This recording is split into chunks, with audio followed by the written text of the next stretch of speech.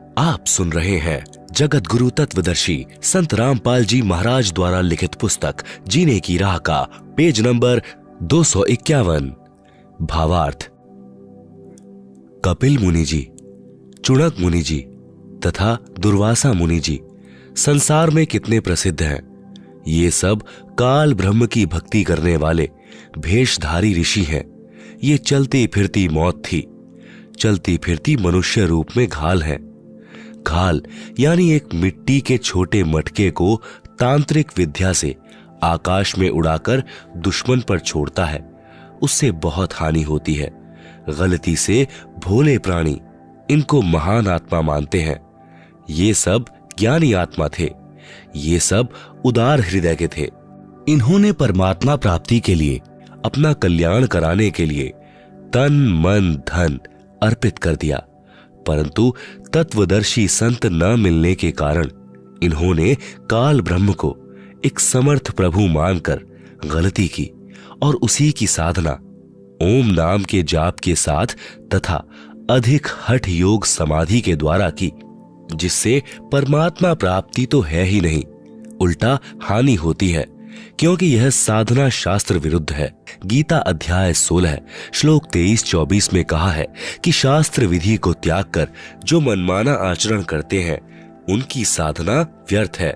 वे उदार आत्माएं इसी काल ब्रह्म की अनुत्तम गति में स्थिर रहें। गीता अध्याय 17 श्लोक 5-6 में कहा है कि जो मनुष्य शास्त्र विधि रहित केवल मन कल्पित घोर तप को तपते हैं और दंभ अहंकार से युक्त, कामना आसक्ति अभिमान से युक्त है। गीता अध्याय 17 श्लोक 5। शरीर में स्थित सर्व कमलों में देव शक्तियों तथा पूर्ण परमात्मा तथा मुझे भी कृश करने वाले अर्थात कष्ट देने वाले अज्ञानियों को तू असुर स्वभाव के जान। गीता अध्याय 17 श्लोक 6। यही प्रमाण गीता अध्याय 16 श्लोक 17 से 20 में है। वे अपने आप को श्रेष्ठ मानने वाले घमंडी पुरुष धन और मान के पद से युक्त होकर केवल नाम मात्र यज्ञों द्वारा पाखंड से शास्त्र विधि रहित पूजन करते हैं। गीता अध्याय 16 श्लोक 17। अहंकार, बल, घमंड, कामना, क्रोध आदि के वश और दूसरों की निंदा करने वाले पुरुष अपने और दूसरों के शरीर में स्थित मुझसे द्वेष करने वाले होते हैं। गीता अध्याय 16 श्लोक 18। उन द्वेष करने वाले पापाचीर क्रूर कर्मी जो वचन से करोड़ों व्यक्तियों की हत्या करने वाले नराधमों अर्थात नीच मनुष्यों को मैं संसार में बार बार आसुरी अर्थात राक्षसी योनियों में ही डालता हूं। गीता अध्याय 16 श्लोक 19 सूक्ष्म वेद में भी इन्हें नीच कहा है। दुर्वासा कोपे तहां समझ न आई नीच, 56 करोड़ यादव कटे मची रुधिर की कीच। हे अर्जुन, वे मूर्ख मुझको न प्राप्त होकर ही जन्म जन्म में आसुरी योनियों को प्राप्त होते हैं, उससे भी अति नीच गति को प्राप्त होते हैं अर्थात घोर नरक में गिरते हैं। गीता अध्याय 17 श्लोक 20। आप सुन रहे हैं जगत गुरु तत्वदर्शी संत रामपाल जी महाराज द्वारा लिखित पुस्तक जीने की राह का पेज नंबर 252। उपरोक्त प्रमाणों से सिद्ध हुआ कि गीता अध्याय 7 श्लोक 18 में गीता ज्ञान दाता ने अपनी साधना से होने वाली गति को भी इसलिए अनुत्तम अर्थात घटिया बताया है। कहा है कि गीता अध्याय 7 श्लोक 18 गीता ज्ञान दाता ने कहा है कि जो चौथी प्रकार के ज्ञानी साधक हैं वे सभी हैं तो उदार, क्योंकि परमात्मा प्राप्ति के लिए अपने शरीर के नष्ट होने की भी परवाह नहीं की और हजारों वर्ष भूखे प्यासे साधनारत रहे, परंतु तत्वदर्शी संत न मिलने के कारण वे सभी मेरी अनुत्तम अर्थात घटिया गति अर्थात ब्रह्म साधना से होने वाले मोक्ष जो ऊपर ऋषियों को हुआ उसमें स्थित रहे अर्थात जन्म मरण 84 लाख योनियों के चक्कर वाली गति में रह गए। गीता अध्याय 7 श्लोक 18। निष्कर्ष, चुणक ऋषि, दुर्वासा ऋषि तथा कपिल ऋषि ने जो ओम नाम का जाप किया, उसकी भक्ति के फलस्वरूप ये कुछ समय ब्रह्मलोक में जाएंगे। वहां भक्ति समाप्त करके फिर पृथ्वी पर राजा बनेंगे, क्योंकि सूक्ष्म वेद में लिखा है, तप से राज मधमानम, जन्म तीसरे शुकर स्वानम। फिर कुत्ता गधा बनेंगे, फिर नरक जाएंगे। जब कुत्ते बनेंगे तब इनके सिर में कीड़े पड़ेंगे। जो व्यक्ति इनके शाप से मरे थे, उनका पाप इनको भोगना पड़ेगा। कीड़े इनका मांस चुन चुन कर खाएंगे। इसलिए गीता में भी ऐसे साधकों के विषय में जो बताया है, वे आप जी ने ऊपर पढ़ लिया। उपरोक्त कथाओं का सारांश: पहला, ब्रह्म साधना अनुत्तम यानी घटिया है। दूसरा, 3 ताप को श्री कृष्ण जी भी समाप्त नहीं कर सके। श्राप देना 3 ताप यानी दैविक ताप में आता है। दुर्वासा के श्राप के शिकार स्वयं श्री कृष्ण सहित सर्व यादव भी हो गए। तीसरा, श्री कृष्ण जी ने शाप मुक्त होने के लिए यमुना में स्नान करने के लिए कहा, यह समाधान बताया था। उससे श्राप नाश तो हुआ नहीं, यादवों का नाश अवश्य हो गया। विचार करें, जो अन्य संत या ब्राह्मण जो ऐसे स्नान या तीर्थ करने से संकट मुक्त करने की राय देते हैं, वे कितनी कारगर हैं, अर्थात व्यर्थ हैं। क्योंकि जब भगवान त्रिलोकीनाथ द्वारा बताए समाधान यमुना स्नान से कुछ लाभ नहीं हुआ, तो अन्य तटपुंजियों, ब्राह्मणों व गुरुओं द्वारा बताए स्नान आदि समाधान से कुछ होने वाला नहीं है। चौथा, पहले श्री कृष्ण जी ने दुर्वासा के श्राप से बचाव का तरीका बताया था। उस कढ़ाई को घिसाकर चूर्ण बनाकर प्रभास क्षेत्र में यमुना नदी में डाल दो। न रहेगा बांस, न बजेगी बांसुरी। बांस भी रह गया, 56 करोड़ यादवों की बांसुरी भी बच गई। सज्जनों, वर्तमान में बुद्धिमान मानव है, शिक्षित है। मेरे द्वारा यानी संत रामपाल दास द्वारा बताए ज्ञान को शास्त्रों से मिलाओ, फिर भक्ति करके देखो क्या कमाल होता है। आप सुन रहे हैं जगत गुरु तत्वदर्शी संत रामपाल जी महाराज द्वारा लिखित पुस्तक जीने की राह का पेज नंबर 253। प्रसंग आगे चलाते हैं।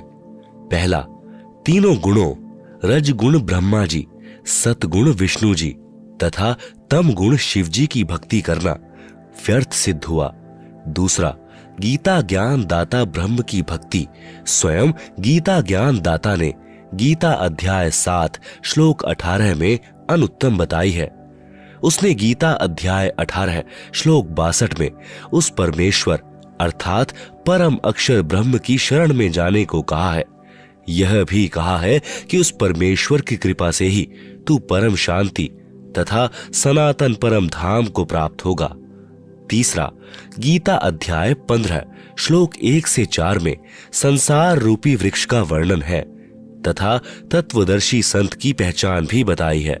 संसार रूपी वृक्ष के सब हिस्से, जड़ें यानी मूल कौन परमेश्वर है, तना कौन प्रभु है, डार कौन प्रभु है, शाखाएं कौन कौन देवता है, पात रूप संसार बताया है। इसी अध्याय 15 श्लोक 16 में स्पष्ट किया है कि पहला, शर पुरुष यानी यह 21 ब्रह्मांड का प्रभु है। इसे ब्रह्म, काल ब्रह्म, ज्योति निरंजन भी कहा जाता है। यह नाशवान है, हम इसके लोक में रह रहे हैं, हमें इसके लोक से मुक्त होना है तथा अपने परमात्मा कबीर जी के पास सत्यलोक में जाना है। दूसरा, अक्षर पुरुष, यह 7 संख ब्रह्मांडों का प्रभु है, यह भी नाशवान है, हमने इसके 7 संख ब्रह्मांडों के क्षेत्र से होकर सत्यलोक जाना है, इसलिए इसका टोल टैक्स देना है। बस इससे हमारा इतना ही काम है। गीता अध्याय 15 श्लोक 17 में कहा है कि उत्तमः पुरुषः तु अन्यः परमात्मा इति उदाहृतः यह लोकत्रयम् आविश्य विभर्ति अव्ययः ईश्वरः। सरलार्थ, गीता अध्याय 15 श्लोक 16 में कहे 2 पुरुष, एक शर पुरुष, दूसरा अक्षर पुरुष है। इन दोनों से अन्य है उत्तम पुरुष अर्थात पुरुषोत्तम। उसी को परमात्मा कहते हैं जो तीनों लोकों में प्रवेश करके सबका धारण पोषण करता है। वह वास्तव में अविनाशी परमेश्वर है। गीता अध्याय 15 श्लोक 17, गीता अध्याय 3 श्लोक 14-15 में भी स्पष्ट किया है कि सर्वगतम ब्रह्म अर्थात सर्वव्यापी परमात्मा जो सच्चिदानंद घन ब्रह्म है, उसे वासुदेव भी कहते हैं, जिसके विषय में गीता अध्याय 7 श्लोक 19 में कहा है, वही सदा यज्ञों अर्थात धार्मिक अनुष्ठानों में प्रतिष्ठित है अर्थात इष्ट रूप में पूज्य है। पूर्ण गुरु से दीक्षा लेकर मर्यादा में रहकर भक्ति करो। इस प्रकार जीने की राह पर चलकर संसार में सुखी जीवन जिए तथा मोक्ष रूपी मंजिल को प्राप्त करें। आप सुन रहे हैं जगत गुरु तत्वदर्शी संत रामपाल जी महाराज द्वारा लिखित पुस्तक जीने की राह का पेज नंबर 254 सृष्टि रचना, सूक्ष्म वेद से निष्कर्ष रूप सृष्टि रचना का वर्णन। प्रभु प्रेमी आत्माएं प्रथम बार निम्न सृष्टि रचना को पढ़ेंगे तो ऐसे लगेगा जैसे दंत कथा हो, परंतु सर्व पवित्र सदग्रंथों के प्रमाणों को पढ़कर दांतों तले उंगली दबाएंगे कि यह वास्तविक अमृत ज्ञान कहाँ छुपा था। कृपया धैर्य के साथ पढ़ें तथा इस अमृत ज्ञान को सुरक्षित रखें। आपकी 101 पीढ़ी तक काम आएगा। पवित्र आत्माएं कृपया सत्यनारायण यानी अविनाशी प्रभु यानी सतपुरुष द्वारा रची सृष्टि रचना का वास्तविक ज्ञान पढ़ें। पहला, पूर्ण ब्रह्म। इस सृष्टि रचना में सतपुरुष सतलोक का स्वामी यानी प्रभु, अलख पुरुष अलख लोक का स्वामी यानी प्रभु, अगम पुरुष अगम लोक का स्वामी यानी प्रभु तथा अनामी पुरुष अनामी अकह लोक का स्वामी यानी प्रभु, तो एक ही पूर्ण ब्रह्म है जो वास्तव में अविनाशी प्रभु है, जो भिन्न भिन्न रूप धारण करके अपने चारों लोकों में रहता है, जिसके अंतर्गत असंख्य ब्रह्मांड आते हैं। दूसरा, पर ब्रह्म। यह केवल 7 संख ब्रह्मांड का स्वामी यानी प्रभु है। यह अक्षर पुरुष भी कहलाता है, परंतु यह तथा इसके ब्रह्मांड भी वास्तव में अविनाशी नहीं है। तीसरा, ब्रह्म। यह केवल 21 ब्रह्मांड का स्वामी यानी प्रभु है। इसे शर पुरुष, ज्योति निरंजन, काल आदि उपमा से जाना जाता है। यह तथा इसके सर्व ब्रह्मांड नाशवान है। उपरोक्त तीनों पुरुषों यानी प्रभुओं का प्रमाण पवित्र श्रीमद् भगवद गीता अध्याय 15 श्लोक 16-17 में भी है। 4, ब्रह्मा। ब्रह्मा इसी ब्रह्म का ज्येष्ठ पुत्र है। विष्णु मध्य वाला पुत्र है तथा शिव अंतिम तीसरा पुत्र है। ये तीनों ब्रह्म के पुत्र केवल एक ब्रह्मांड में एक विभाग यानी गुण के स्वामी यानी प्रभु है तथा नाशवान है। विस्तृत विवरण के लिए कृपया पढ़ें निम्नलिखित सृष्टि रचना। कबीर देव यानी कबीर परमेश्वर ने सूक्ष्म वेद अर्थात कबीर बानी में अपने द्वारा रची सृष्टि का ज्ञान स्वयं ही बताया है, जो निम्नलिखित है। सर्वप्रथम केवल एक स्थान अनामी यानी अनामय लोक था, जिसे अकह लोक भी कहा जाता है।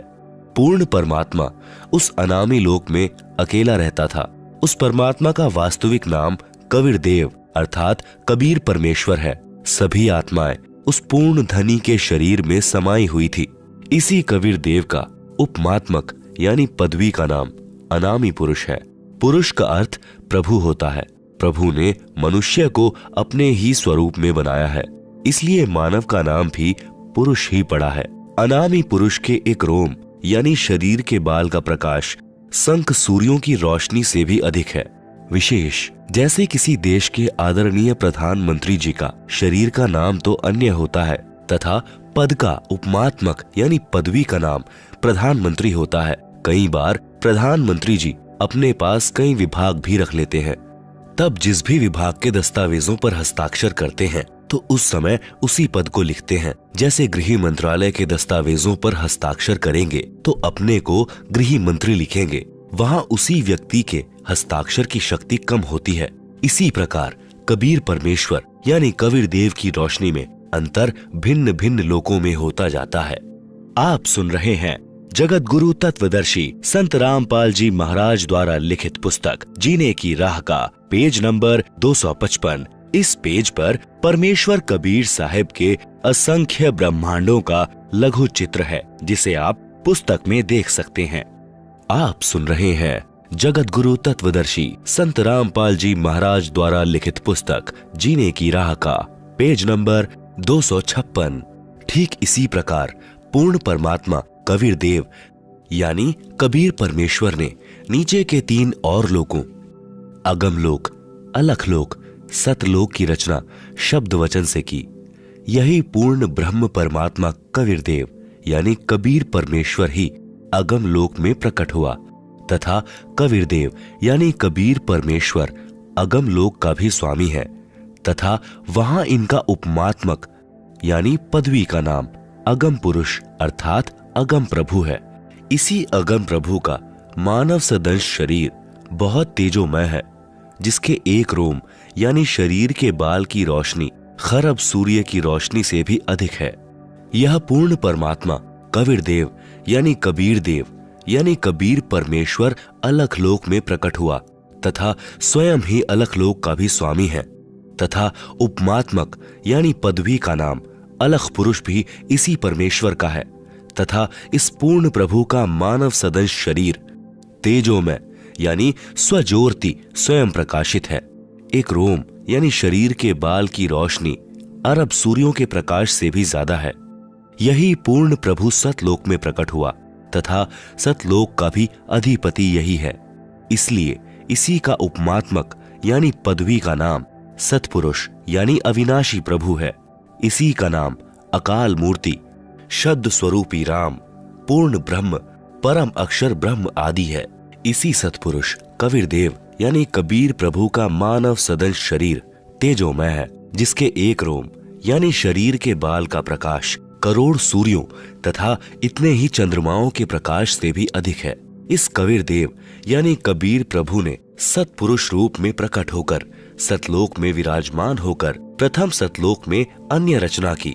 एक शब्द यानी वचन से 16 द्वीपों की रचना की, फिर 16 शब्दों से 16 पुत्रों की उत्पत्ति की।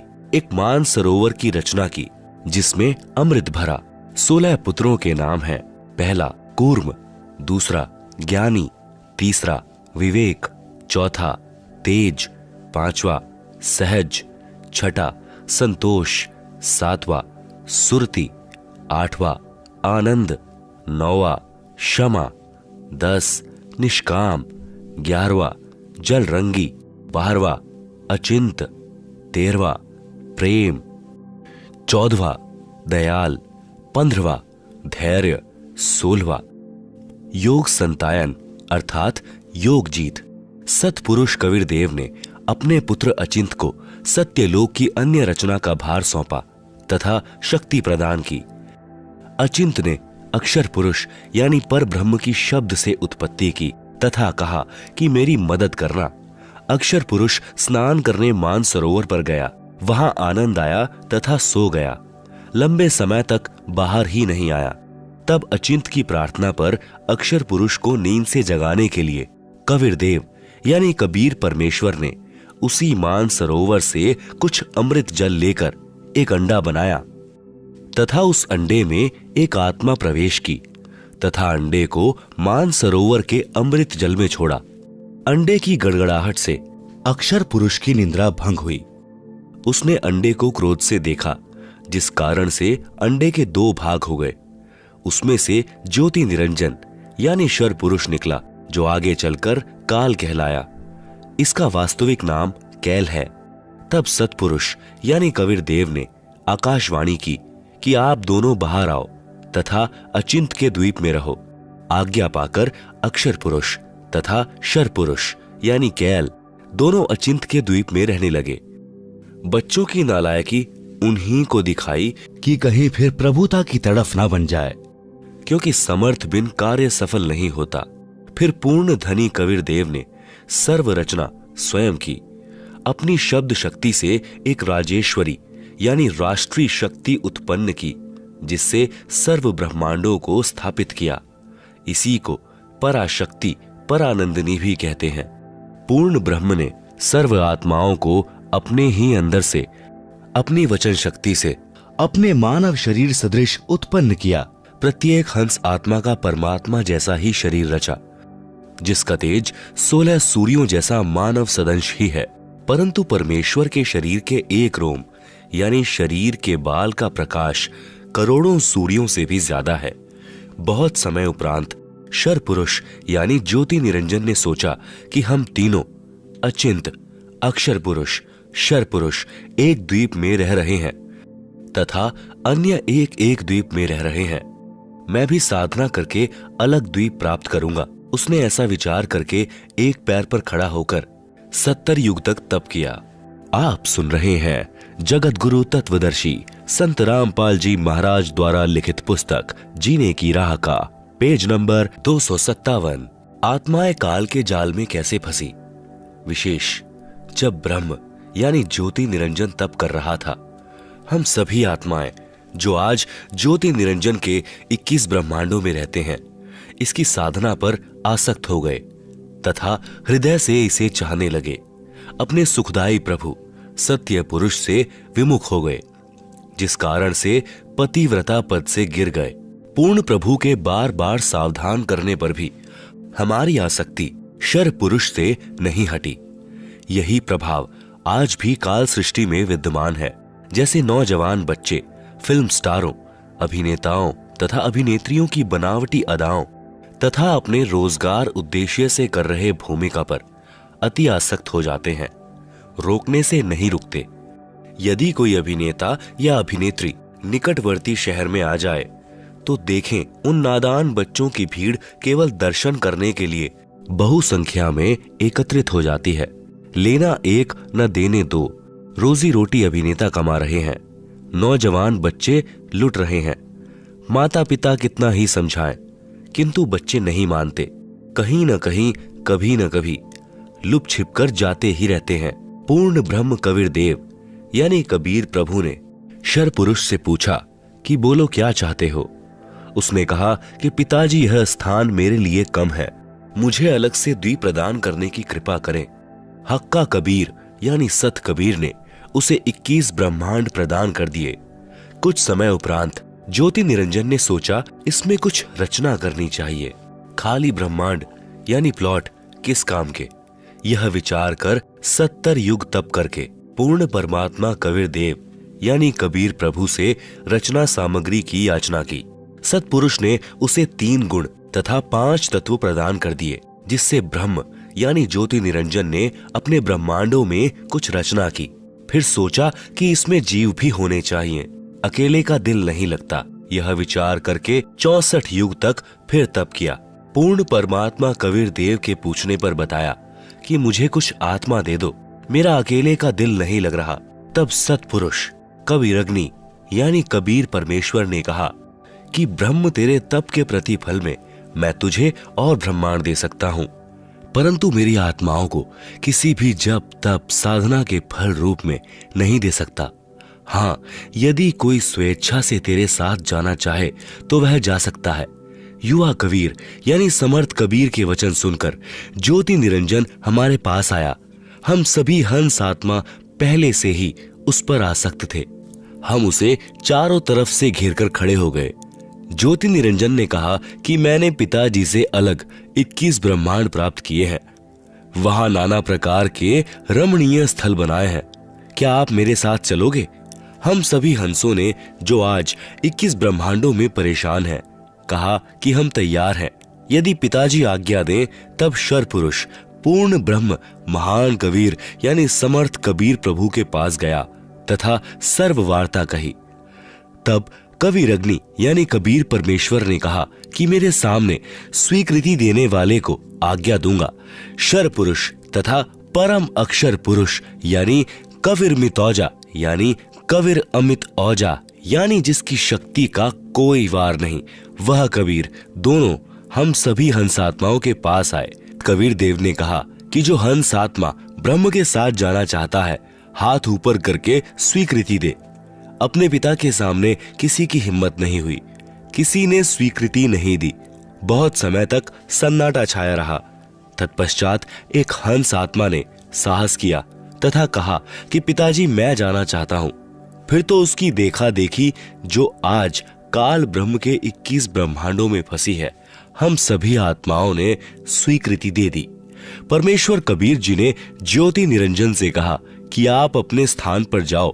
जिन्होंने तेरे साथ जाने की स्वीकृति दी है, मैं उन सर्व हंस आत्माओं को आपके पास भेज दूंगा। ज्योति निरंजन अपने 21 ब्रह्मांडों में चला गया। उस समय तक यह 21 ब्रह्मांड सतलोक में ही थे। आप सुन रहे हैं जगत गुरु तत्वदर्शी संत रामपाल जी महाराज द्वारा लिखित पुस्तक जीने की राह का पेज नंबर 258। तत्पश्चात पूर्ण ब्रह्म ने सर्वप्रथम स्वीकृति देने वाले हंस को लड़की का रूप दिया, परंतु स्त्री इंद्री नहीं रची तथा सर्वात्माओं को जिन्होंने ज्योति निरंजन ब्रह्म के साथ जाने की सहमति दी थी, उस लड़की के शरीर में प्रवेश कर दिया तथा उसका नाम आष्ट्रा यानी आदि माया प्रकृति देवी दुर्गा पड़ा।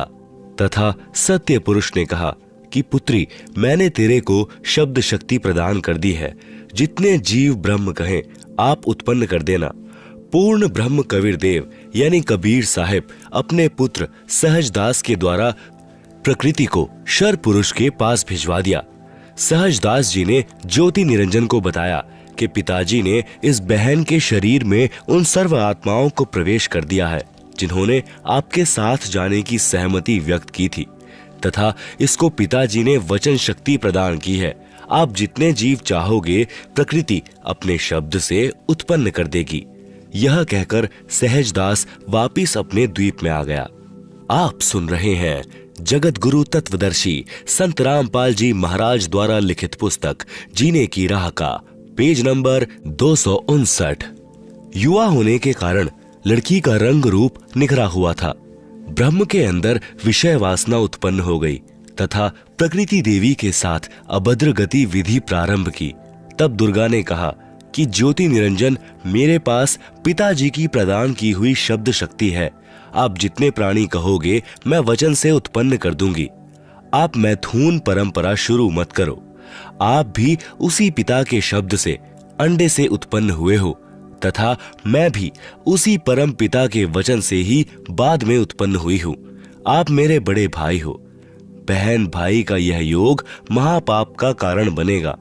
परंतु ज्योति निरंजन ने प्रकृति देवी की एक भी प्रार्थना नहीं सुनी तथा अपनी शब्द शक्ति द्वारा नाखूनों से स्त्री इंद्री यानी भग प्रकृति को लगा दी तथा बलात्कार करने की ठानी।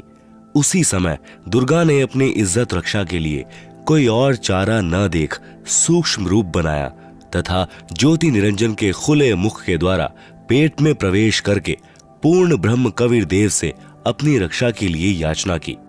उसी समय कबीर देव यानी कबीर देव अपने पुत्र योग संतायन अर्थात जोग जीत का रूप बनाकर वहां प्रकट हुए तथा कन्या को ब्रह्म के उदर से बाहर निकाला तथा कहा कि ज्योति निरंजन, आज से तेरा नाम काल होगा।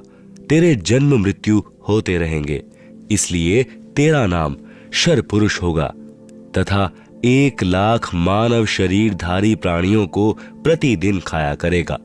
वह 1,25,00,000 उत्पन्न किया करेगा। आप दोनों को 21 ब्रह्मांड सहित निष्कासित किया जाता है। इतना कहते ही 21 ब्रह्मांड विमान की तरह चल पड़े। सहजदास के द्वीप के पास से होते हुए सतलोक से 16 संख कोस यानी 1 कोस लगभग 3 किलोमीटर का होता है की दूरी पर आकर रुक गए। विशेष विवरण। अब तक 3 शक्तियों का विवरण आया है। पहली, पूर्ण ब्रह्म, जिसे अन्य उपमात्मक नामों से भी जाना जाता है, जैसे सतपुरुष, अकाल पुरुष, शब्द स्वरूपी राम, परम अक्षर ब्रह्म पुरुष आदि।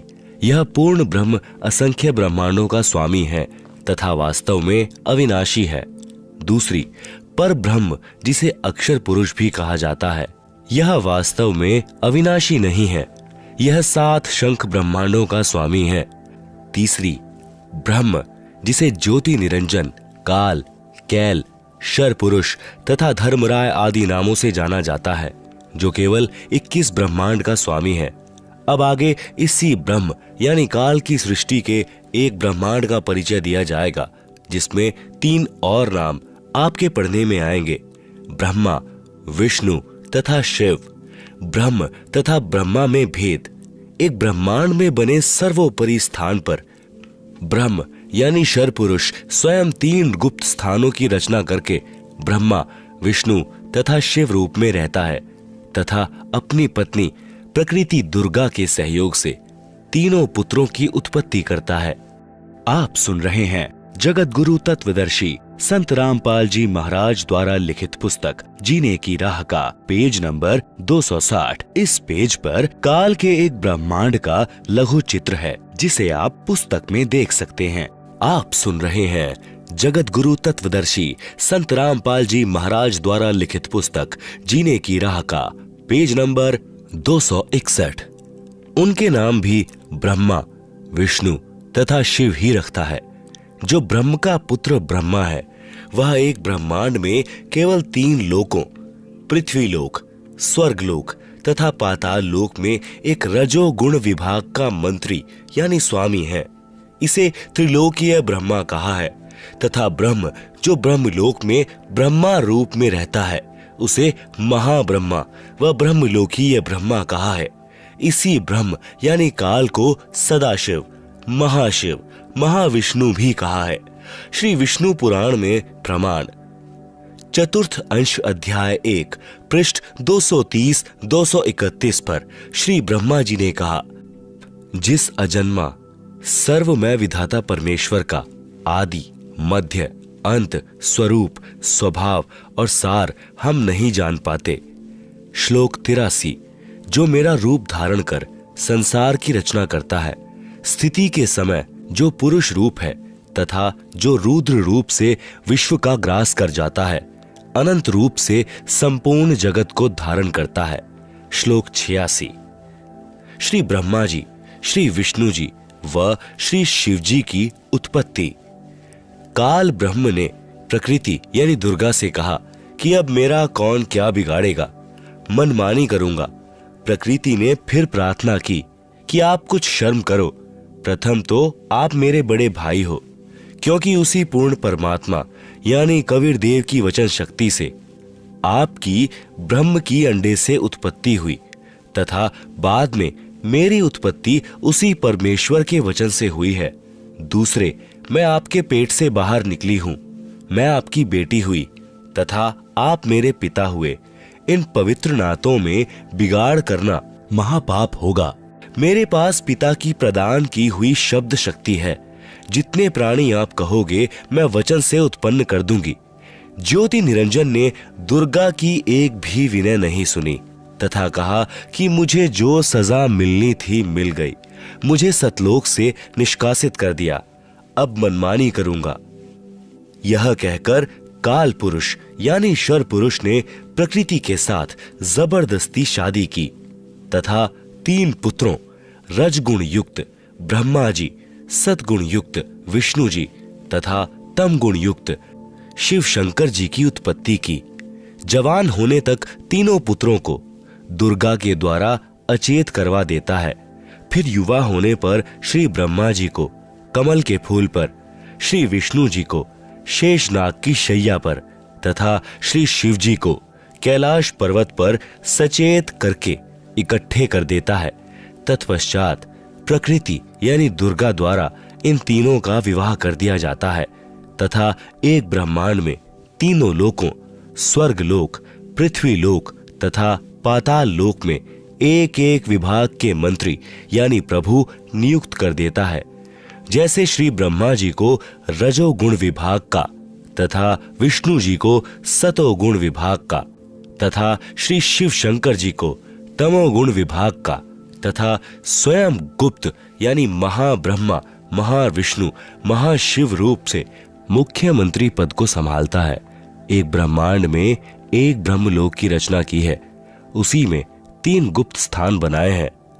एक रजोगुण प्रधान स्थान है जहां पर यह ब्रह्म यानी काल स्वयं महाब्रह्मा यानी मुख्यमंत्री रूप में रहता है तथा अपनी पत्नी दुर्गा को महासावित्री रूप में रखता है।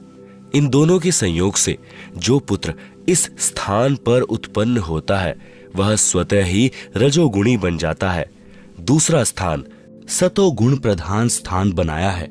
वहां पर यह शर पुरुष स्वयं महाविष्णु रूप बनाकर रहता है तथा अपनी पत्नी दुर्गा को महालक्ष्मी रूप में रखकर जो पुत्र उत्पन्न करता है उसका नाम विष्णु रखता है। वह बालक सतोगुण युक्त होता है। तथा तीसरा, इसी काल ने वहीं पर एक तमोगुण प्रधान क्षेत्र बनाया है। उसमें यह स्वयं सदाशिव रूप बनाकर रहता है तथा अपनी पत्नी दुर्गा को महापार्वती रूप में रखता है। इन दोनों के पति पत्नी व्यवहार से जो पुत्र उत्पन्न होता है उसका नाम शिव रख देते हैं तथा तमोगुण युक्त कर देते हैं। प्रमाण के लिए देखें पवित्र श्री शिव महापुराण विद्वेश्वर संहिता पृष्ठ 24-26, जिसमें ब्रह्मा, विष्णु, रुद्र तथा महेश्वर से अन्य सदाशिव हैं तथा रुद्र संहिता अध्याय 6 तथा 7-9 पृष्ठ नंबर 100 से 105 तथा 110 पर अनुवाद करता श्री हनुमान प्रसाद पोद्दार, गीता प्रेस गोरखपुर से प्रकाशित तथा पवित्र श्रीमद देवी महापुराण तीसरा स्कंद पृष्ठ नंबर 114 से 123 तक, गीता प्रेस गोरखपुर से प्रकाशित, जिसके अनुवाद करता है श्री हनुमान प्रसाद पोद्दार, चिमन लाल गोस्वामी। फिर इन्हीं को धोखे में रखकर अपने खाने के लिए जीवों की उत्पत्ति श्री ब्रह्मा जी द्वारा तथा स्थिति यानी एक दूसरे को मोह ममता में रखकर काल जाल में रखना श्री विष्णु जी से तथा संहार, क्योंकि काल पुरुष को शापवश 1 लाख मानव शरीरधारी प्राणियों के सूक्ष्म शरीर से मैल निकालकर खाना होता है, उसके लिए 21वें ब्रह्मांड में एक तप्त शिला है जो स्वतः गर्म रहती है। उस पर गर्म करके मैल पिघलाकर खाता है। जीव मरते नहीं परंतु कष्ट असहनीय होता है। फिर प्राणियों को कर्म आधार पर अन्य शरीर प्रदान करता है, श्री शिवजी द्वारा करवाता है। जैसे किसी मकान में 3 कमरे बने हों, एक कमरे में अश्लील चित्र लगे हों, उस कमरे में जाते ही मन में वैसे ही मलिन विचार उत्पन्न हो जाते हैं। दूसरे कमरे में साधु संतों भक्तों के चित्र लगे हों तो मन में अच्छे विचार प्रभु का चिंतन ही बना रहता है। तीसरे कमरे में देशभक्तों व शहीदों के चित्र लगे हों तो मन में वैसे ही जोशीले विचार उत्पन्न हो जाते हैं। ठीक इसी प्रकार ब्रह्म यानी काल ने अपनी सूझबूझ से उपरोक्त तीनों गुण प्रधान स्थानों की रचना की हुई है। आप सुन रहे हैं जगत गुरु तत्वदर्शी संत रामपाल जी महाराज द्वारा लिखित पुस्तक जीने की राह का पेज नंबर 262। तीनों गुण क्या हैं? प्रमाण सहित। तीनों गुण रजगुण ब्रह्मा जी, सतगुण विष्णु जी, तम गुण शिव जी हैं।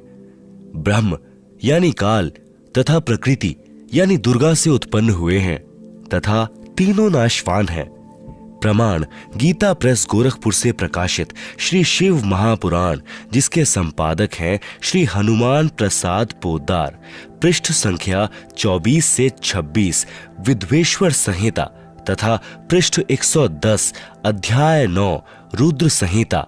इस प्रकार ब्रह्मा, विष्णु तथा शिव तीनों देवताओं में गुण है, परंतु शिव यानी ब्रह्मकाल गुणातीत कहा गया है।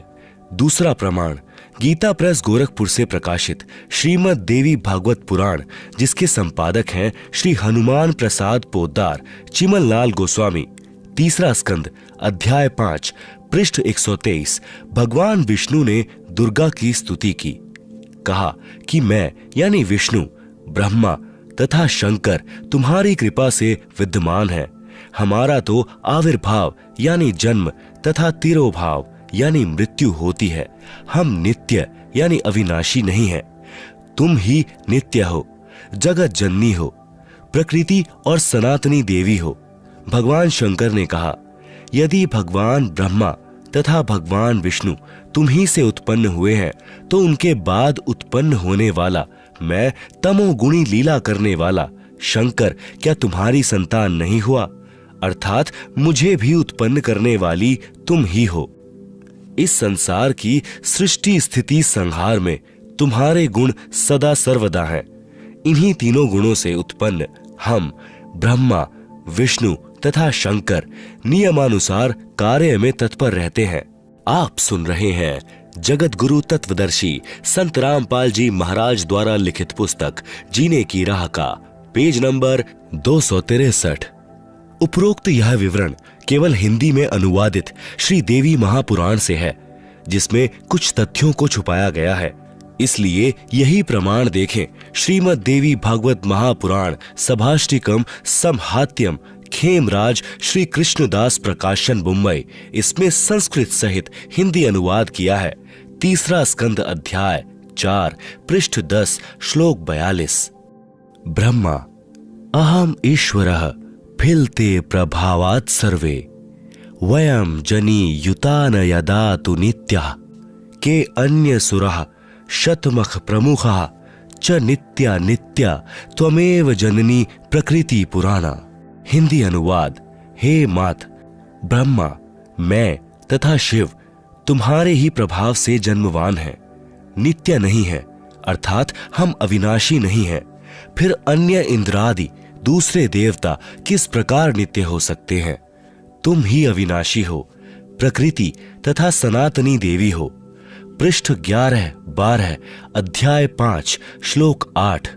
यदि दयाद्रमना न सदा अंबिके कथमहम विहितः च तमोगुणः कमलजश्च रजोगुण संभवः सुविहितः किमु सत्वगुणो हरि। अनुवाद। भगवान शंकर बोले, हे मात, यदि हमारे ऊपर आप दया युक्त हो तो मुझे तमोगुण क्यों बनाया? कमल से उत्पन्न ब्रह्मा को रजोगुण किस लिए बनाया तथा विष्णु को सतगुण क्यों बनाया? अर्थात जीवों के जन्म मृत्यु रूपी दुष्कर्म में क्यों लगाया? श्लोक 12। रम्यसे स्वपति पुरुषम सदा तव गति नहि विदम शिवे। हिंदी। अपने पति पुरुष अर्थात काल भगवान के साथ सदा भोग विलास करती रहती हो, आपकी गति कोई नहीं जानता। निष्कर्ष। उपरोक्त प्रमाणों से प्रमाणित हुआ कि रजगुण ब्रह्मा, सतगुण विष्णु तथा तमगुण शिव है। ये तीनों नाशवान है। दुर्गा का पति ब्रह्म यानी काल है, यह उसके साथ भोग विलास करता है। ब्रह्म काल की अव्यक्त रहने की प्रतिज्ञा। सूक्ष्म वेद से शेष सृष्टि रचना। तीनों पुत्रों की उत्पत्ति के पश्चात ब्रह्म ने अपनी पत्नी दुर्गा यानी प्रकृति से कहा, मैं प्रतिज्ञा करता हूं कि भविष्य में मैं किसी को अपने वास्तविक रूप में दर्शन नहीं दूंगा, जिस कारण से मैं अव्यक्त माना जाऊंगा। दुर्गा से कहा कि आप मेरा भेद किसी को मत देना, मैं गुप्त रहूंगा। दुर्गा ने पूछा कि क्या आप अपने पुत्रों को भी दर्शन नहीं देंगे? ब्रह्म ने कहा, मैं अपने पुत्रों को तथा अन्य किसी को भी साधना से दर्शन नहीं दूंगा, यह मेरा अटल नियम रहेगा। दुर्गा ने कहा, यह तो आपका उत्तम नियम नहीं है, जो आप अपनी संतानों से भी छुपे रहोगे। तब काल ने कहा, दुर्गा मेरी विवशता है, मुझे 1 लाख मानव शरीरधारी प्राणियों का आहार करने का शाप लगा है। यदि मेरे पुत्रों ब्रह्मा, विष्णु, महेश को पता लग गया तो ये उत्पत्ति, स्थिति तथा संहार का कार्य नहीं करेंगे। इसलिए यह मेरा अनुत्तम नियम सदा रहेगा। जब ये तीनों कुछ बड़े हो जाएं तो इन्हें अचेत कर देना, मेरे विषय में नहीं बताना, नहीं तो मैं तुझे भी दंड दूंगा। दुर्गा इस डर के मारे वास्तविकता नहीं बताती।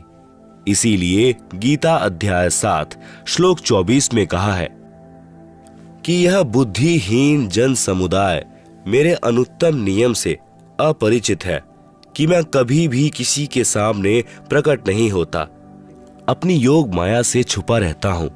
इसलिए मुझ व्यक्त को मनुष्य रूप में आया हुआ अर्थात कृष्ण मानते हैं। आप सुन रहे हैं जगत गुरु तत्वदर्शी संत रामपाल जी महाराज द्वारा लिखित पुस्तक जीने की राह का पेज नंबर 264। अबुद्ध यानी बुद्धिहीन, मम यानी मेरे, अनुत्तमम यानी अनुत्तम अर्थात घटिया, अव्ययम यानी अविनाशी, परम भावम यानी विशेष भाव को, अजानन्तः यानी न जानते हुए, माम अव्यक्तम यानी मुझ अव्यक्त को, व्यक्तिम यानी मनुष्य रूप में, आपन्नम यानी आया, मन्यन्ते यानी मानते हैं, अर्थात मैं कृष्ण नहीं हूं। गीता अध्याय 7 श्लोक 24, गीता अध्याय 11 श्लोक 47 तथा 48 में कहा है कि यह मेरा वास्तविक काल रूप है। इसके दर्शन अर्थात ब्रह्म प्राप्ति न वेदों में वर्णित विधि से, न जप से, न तप से तथा न किसी क्रिया से हो सकती है। जब तीनों बच्चे युवा हो गए तब माता भवानी प्रकृति यानी अष्टंगी ने कहा कि तुम सागर मंथन करो। प्रथम बार सागर मंथन किया तो ज्योति निरंजन ने अपने श्वासों द्वारा 4 वेद उत्पन्न किए। उनको गुप्त वाणी द्वारा आज्ञा दी कि सागर में निवास करो। चारों वेद निकले, वह ब्रह्मा ने लिए। वस्तु लेकर तीनों बच्चे माता के पास आए। तब माता ने कहा कि चारों वेदों को ब्रह्मा रखे, वह पढ़े। नोट: वास्तव में पूर्ण ब्रह्म ने ब्रह्म अर्थात काल को 5 वेद प्रदान किए थे, लेकिन ब्रह्म ने केवल 4 वेदों को प्रकट किया। 5वां वेद छुपा दिया, जो पूर्ण परमात्मा ने स्वयं प्रकट होकर कबीर गिरभी अर्थात कबीर वाणी यानी कबीर वाणी द्वारा लोकोक्तियों व दोहों के माध्यम से प्रकट किया है। दूसरी बार सागर मंथन किया तो 3 कन्याएं मिली। माता ने तीनों को बांट दिया। प्रकृति दुर्गा ने अपने ही अन्य 3 रूप सावित्री, लक्ष्मी तथा पार्वती धारण किए तथा समुद्र में छुपा दी। सागर मंथन के समय बाहर आ गई। वहीं प्रकृति 3 रूप हुई तथा भगवान ब्रह्मा को सावित्री, भगवान विष्णु को लक्ष्मी, भगवान शंकर को पार्वती पत्नी रूप में दी। तीनों ने भोग विलास किया। सुर तथा असुर दोनों पैदा हुए। जब तीसरी बार सागर मंथन किया तो 14 रत्न ब्रह्मा को तथा अमृत विष्णु को व देवताओं को, मद यानी शराब असुरों को तथा विष परमार्थ शिव ने अपने कंठ में ठहराया। यह तो बहुत बाद की बात है। जब ब्रह्मा वेद पढ़ने लगा तो पता चला कि कोई सर्व ब्रह्मांडों की रचना करने वाला कुल का मालिक पुरुष यानी प्रभु और है। तब ब्रह्मा जी ने विष्णु जी व शंकर जी को बताया कि वेदों में वर्णन है कि सृजनहार कोई और प्रभु है, परंतु वेद कहते हैं कि भेद हम भी नहीं जानते। उसके लिए संकेत हैं कि किसी तत्वदर्शी संत से पूछो। तब ब्रह्मा माता के पास आया और सब वृतांत सुनाया। माता कहा करती थी कि मेरे अतिरिक्त और कोई नहीं है, मैं ही करता हूं, मैं ही सर्वशक्तिमान हूं। परंतु ब्रह्मा ने कहा कि वेद ईश्वर कृत हैं, यह झूठ नहीं हो सकते। दुर्गा ने कहा कि तेरा पिता तुझे दर्शन नहीं देगा, उसने प्रतिज्ञा की हुई है। तब ब्रह्मा ने कहा कि माता जी, अब आपकी बात पर अविश्वास हो गया है। मैं उस पुरुष यानी प्रभु का पता लगाकर ही रहूंगा। दुर्गा ने कहा कि यदि वह तुझे दर्शन नहीं देगा तो तुम क्या करोगे? ब्रह्मा ने कहा कि मैं आपको शक्ल नहीं दिखाऊंगा। दूसरी तरफ ज्योति निरंजन ने कसम खाई है कि मैं अव्यक्त रहूंगा, किसी को दर्शन नहीं दूंगा, अर्थात 21 ब्रह्मांड में कभी भी अपने वास्तविक काल रूप में आकार में नहीं आऊंगा। गीता अध्याय 7 श्लोक नंबर 24। अव्यक्तम व्यक्तिम आपन्नम मन्यन्ते माम अबुद्ध परम भावम अजानन्तः मम अव्ययम अनुत्तमम।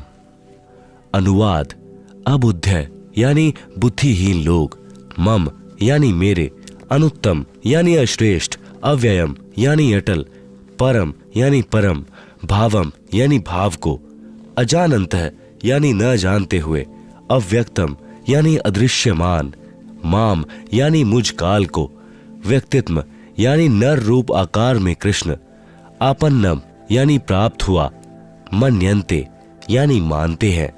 गीता अध्याय नंबर 7 का श्लोक नंबर 25।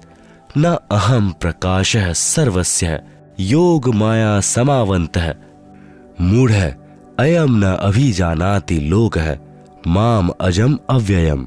अनुवाद, अहम यानी मैं, योग माया समावंत है यानी योग माया से छिपा हुआ, सर्वस्य यानी सबके, प्रकाश यानी प्रत्यक्ष, न यानी नहीं होता अर्थात अदृश्य अर्थात अव्यक्त रहता हूं, इसलिए अजम यानी जन्म न लेने वाले, अव्ययम यानी अविनाशी अटल भाव को, अयम यानी यह, मूढ़ है यानी अज्ञानी, लोक है यानी जन समुदाय संसार, माम यानी मुझे, न यानी नहीं, अभिजानाति जानता अर्थात मुझको कृष्ण समझता है, क्योंकि ब्रह्म अपनी शब्द शक्ति से अपने नाना रूप बना लेता है।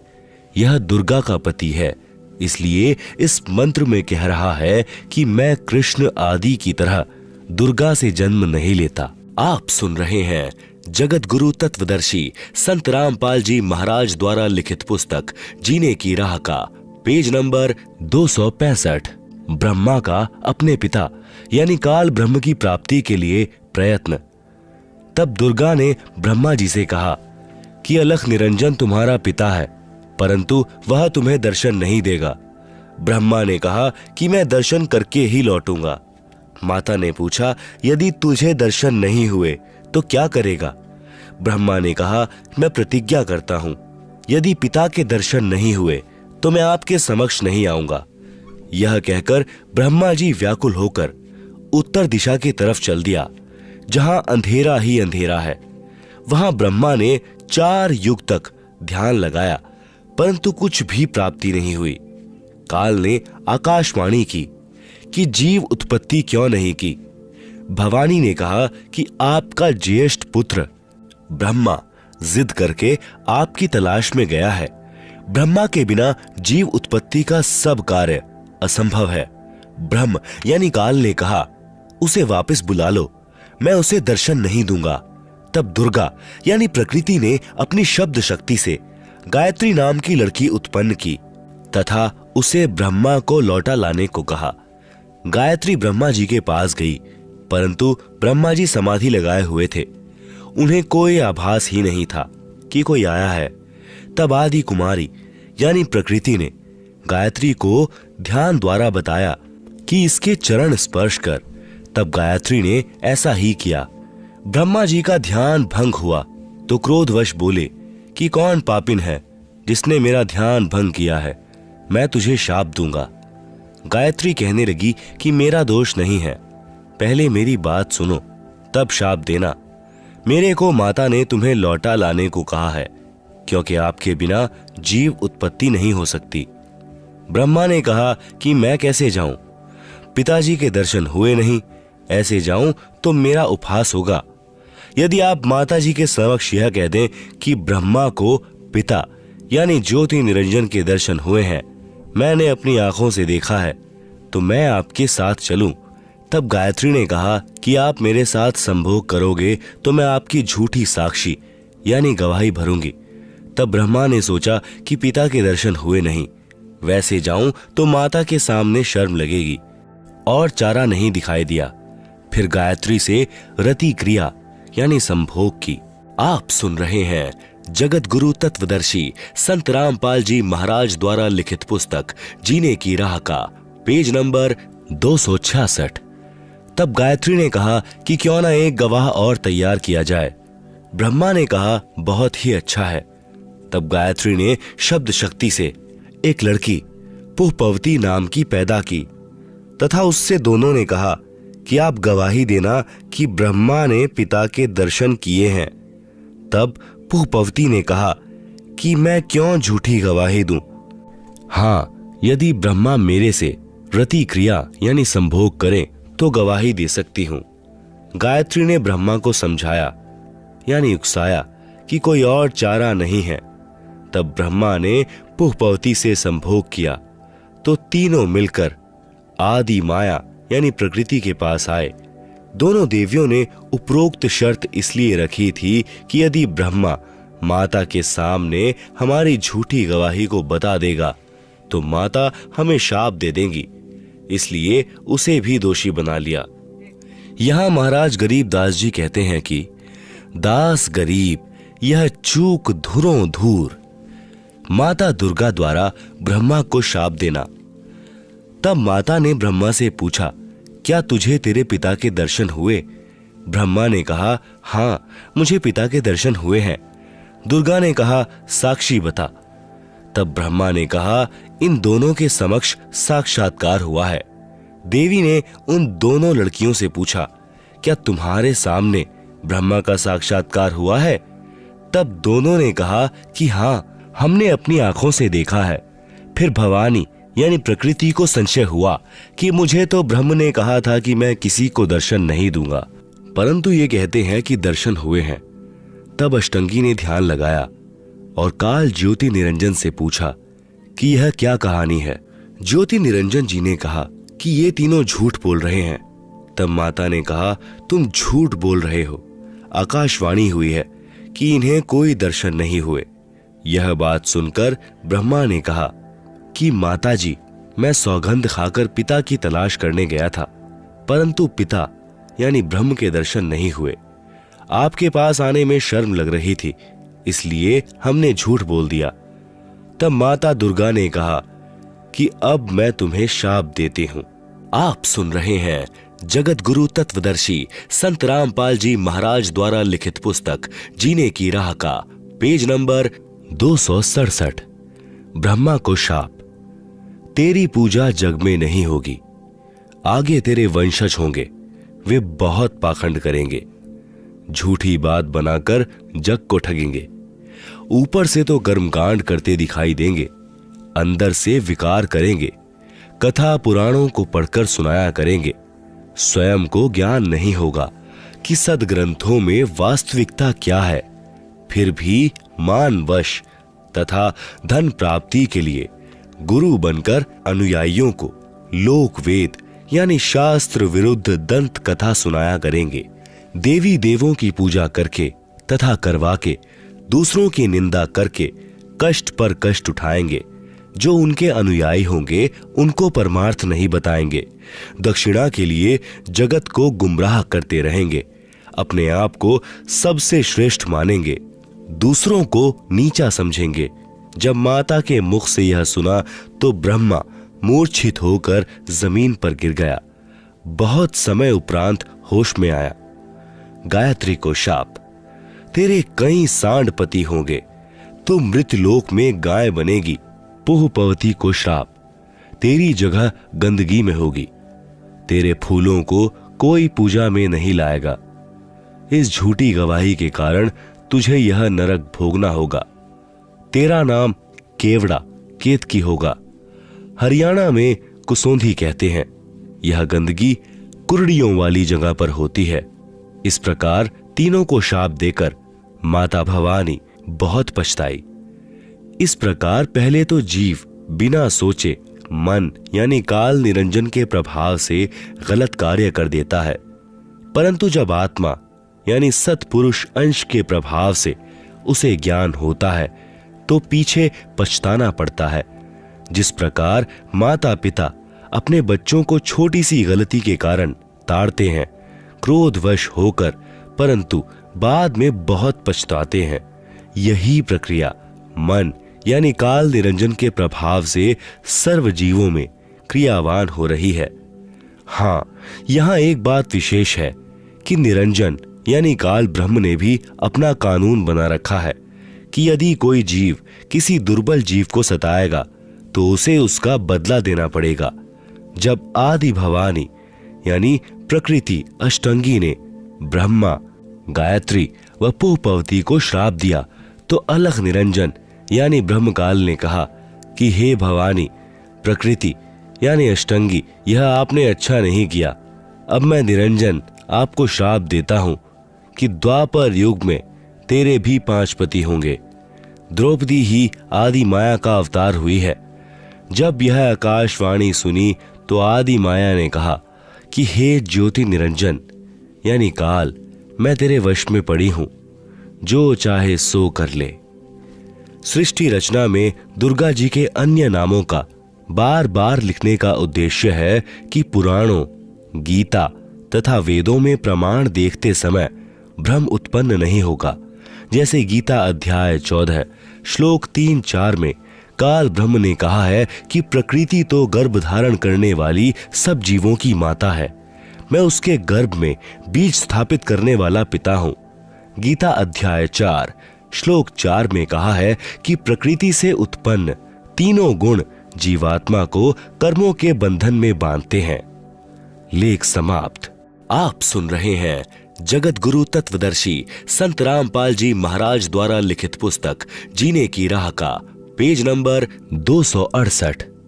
इस प्रकरण में प्रकृति तो दुर्गा है तथा तीनों गुण, तीनों देवता यानी रजगुण ब्रह्मा, सतगुण विष्णु तथा तम गुण शिव के सांकेतिक नाम हैं। विष्णु का अपने पिता यानी काल ब्रह्म की प्राप्ति के लिए प्रस्थान व माता का आशीर्वाद पाना।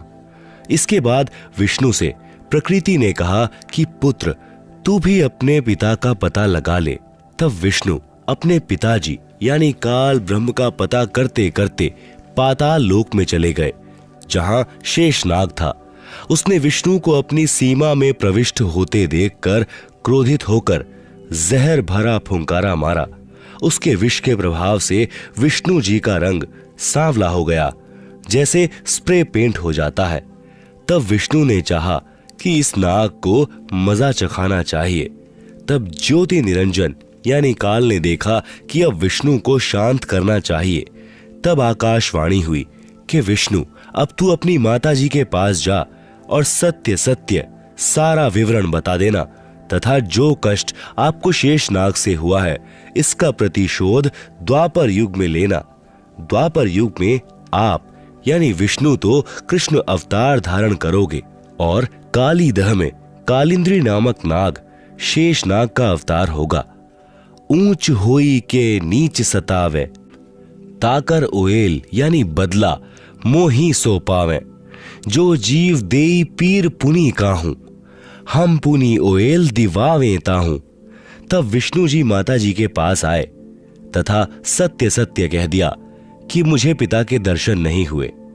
इस बात से माता यानी प्रकृति बहुत प्रसन्न हुई और कहा कि पुत्र तू सत्यवादी है।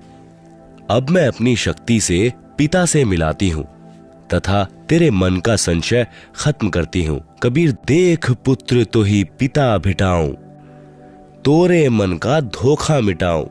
मन स्वरूप करता कह जानो, मनते दूजा और न मानो। स्वर्ग पाताल दौर मन केरा, मन अस्थिर मन अहै अनेरा। निरंकार मन ही को कहिए, मन की यास निष्दिन रहिए। देखूं पलटी शून्य महज्योति, जहां पर झिलमिल झालर होती। इस प्रकार माता अष्टंगी प्रकृति ने विष्णु से कहा कि मन ही जग का करता है, यही ज्योति निरंजन है। ध्यान में जो 1000 ज्योतियां नजर आती हैं वही उसका रूप है। जो शंख घंटा आदि का बाजा सुना यह महास्वर्ग में निरंजन का ही बज रहा है। तब माता अष्टंगी प्रकृति ने कहा कि हे पुत्र तुम सब देवों के सरताज हो और तेरी हर कामना व कार्य मैं पूर्ण करूंगी। तेरी पूजा सर्व जग में होगी। आपने मुझे सच सच बताया है। काल के 21 ब्रह्मांडों के प्राणियों की विशेष आदत है कि अपनी व्यर्थ महिमा बनाता है। जैसे दुर्गा जी श्री विष्णु जी को कह रही हैं कि तेरी पूजा जग में होगी। मैंने तुझे तेरे पिता के दर्शन करा दिए। दुर्गा ने केवल प्रकाश दिखाकर श्री विष्णु जी को बहका दिया। श्री विष्णु जी भी प्रभु की यह स्थिति को अपने अनुयायियों को समझाने लगे कि परमात्मा का केवल प्रकाश दिखाई देता है, परमात्मा निराकार है। इसके बाद आदि भवानी रुद्र महेश जी के पास गई तथा कहा कि महेश तू भी कर ले अपने पिता की खोज। तेरे दोनों भाइयों को तो तुम्हारे पिता के दर्शन नहीं हुए। उनको जो देना था वह प्रदान कर दिया है। अब आप मांगो जो मांगना है। तब महेश ने कहा कि हे जननी, मेरे दोनों बड़े भाइयों को पिता के दर्शन नहीं हुए, फिर प्रयत्न करना व्यर्थ है। कृपा मुझे ऐसा वर दो कि मैं अमर यानी मृत्युंजय हो जाऊं। तब माता ने कहा कि यह मैं नहीं कर सकती।